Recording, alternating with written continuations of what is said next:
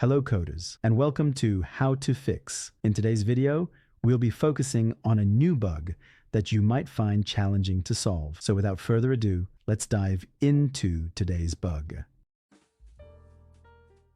First, let's run code 1 that generate the error and let's see what happens.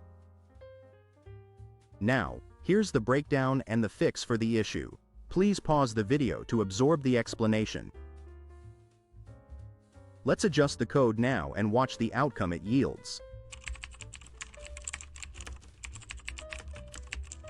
And there you have it. The code executes flawlessly and our output matches our expectations.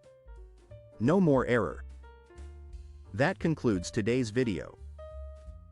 If you found this tutorial useful, be sure to give us a thumbs up and subscribe to our channel for more troubleshooting videos.